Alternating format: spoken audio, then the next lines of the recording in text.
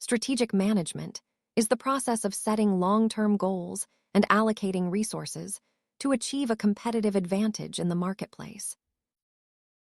At its core, strategy is about making clear choices on where a business should focus its time, money, and human talent.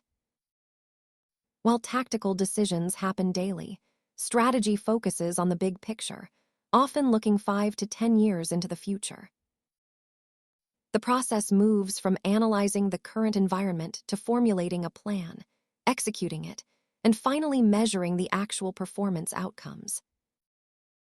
It is important to distinguish between strategy, which sets the destination, and operations, which represents the daily work to get there.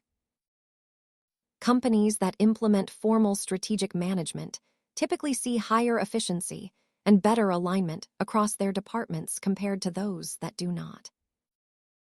As the saying goes, true strategy is about finding a unique position in the market that provides distinct value to your customers.